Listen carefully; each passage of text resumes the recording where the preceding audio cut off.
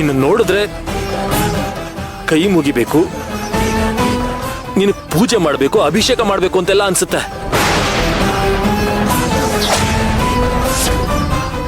ಏನ್ ಸರ್, ಏನ್ ಹೇಳ್ತಿದ್ದೀರಾ ನೀವು? ಹೌದು ಸೇವಂತಿ,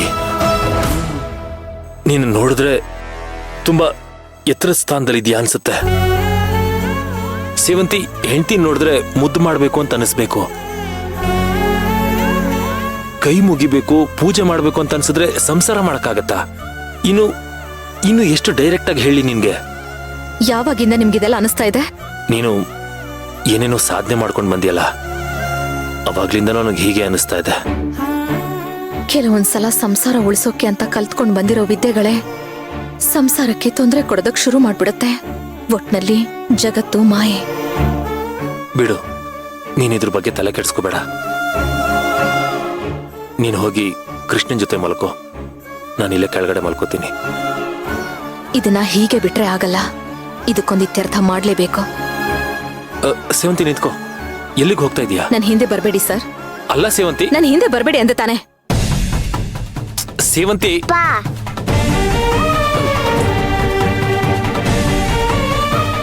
ನೀನ್ ಮಲ್ಕೋಮ.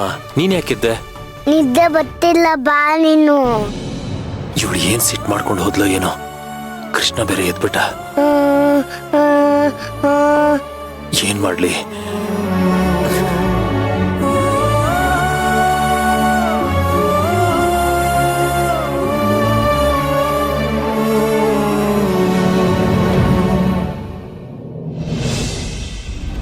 ಇದೆಲ್ಲ ನೀಟಾಗಿ ಫೋಲ್ಡ್ ಮಾಡೋ.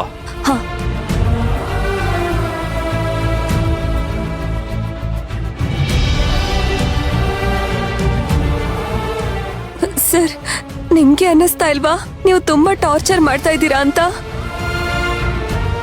ವರ್ಸು ಅಂತ ಹೇಳ್ದೆ.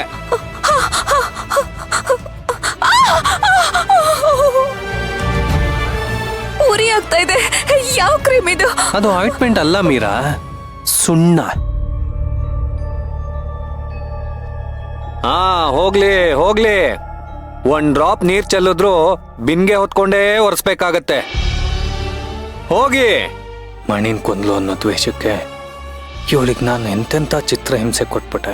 ಆದ್ರೆ ಮಣಿ ನನಗದೆಂಥ ದೊಡ್ಡ ಮೋಸ ಮಾಡ್ಬಿಟ್ಲು. ಮಣಿ ಏನೇನು ತಪ್ಪು ಮಾಡಿದ್ದಾಳೆ ಅನ್ನೋದೆಲ್ಲ ನನಗೆ ಗೊತ್ತಾದ್ಮೇಲೆ ನನ್ನ ಯೋಚನೆಗಳು, ಆಲೋಚನೆಗಳು ಎಲ್ಲ ಬದಲಾಗೋಯ್ತು. ಮನಸ್ಸಲ್ಲಿ ಇವಳ ಮೇಲೆ ಇದ್ದಿದ್ದ ದ್ವೇಷನೇ ಸತ್ತೋಯ್ತು.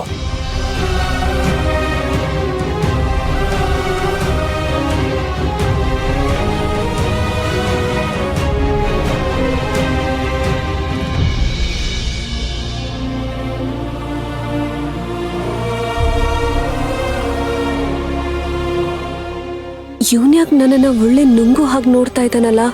ಏನಾಯ್ತು ಇವನ್ಗೆ? ಮೀರಾ, ಹೇಳಿ ಸರ್. ಇನ್ಮೇಲೆ ಕೆಳಗಡೆ ಮಲ್ಕೊಳ್ಳೋ ಅವಶ್ಯಕತೆ ಇಲ್ಲ, ಇಲ್ಲೇ ಮಲ್ಕೋಬೋದು. ಏನಾಯ್ತು ಇವನ್ಗೆ?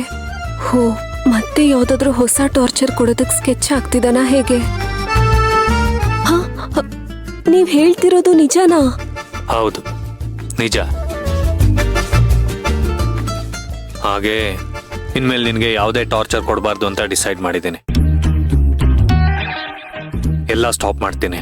ಅಂದ್ರೆ ಈಗ್ಲೂ ನನ್ ಮೇಲೆ ಪ್ರಿಯಾ ಇದ್ದಾಳೆ ಅಂತ ಅನ್ಕೋತಾ ಇದ್ದೀರಾ? ಛೇ, ಅದ್ ಸುಳ್ಳು ಅಂತ ಪ್ರೂವ್ ಆಯ್ತಲ್ಲ. ನೀನ್ ಮೀರಾ ಅಂತ ನನಗೆ ಚೆನ್ನಾಗಿ ಗೊತ್ತಿದ್ದೇ ಈ ಮಾತು ಹೇಳ್ತಿರೋದು.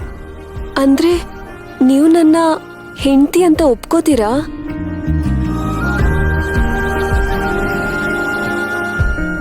ಮೋಸ್ಟ್ಲಿ ನನ್ನ ಜೀವನದಲ್ಲಿ ಮದುವೆ, ಹೆಂಡತಿ, ಸಂಸಾರ ಇದೆಲ್ಲ ಮುಗ್ದೋಗಿರೋ ಅಧ್ಯಾಯ. ಇನ್ ಮುಂದೆ ಯಾವತ್ತೂ ನನ್ನ ಮನಸ್ಸಲ್ಲಿ ಯಾರ ಮೇಲೂ ಪ್ರೀತಿ ಹುಟ್ಟಲ್ಲ ಅನ್ಸುತ್ತೆ. ಯಾಕೆ ಹೇಳು? ಯಾಕೋ, ಯಾವಳಿಗೆ ಗೊತ್ತು. ಯಾಕಂದ್ರೆ ನಾನು ನನ್ನ ಮಣಿನ ಅಷ್ಟೊಂದು ಪ್ರೀತಿಸಿದ್ದೆ. ಅವಳೇ ನನ್ನ ಜೀವ ಅಂತ ಅನ್ಕೊಂಡಿದ್ದೆ.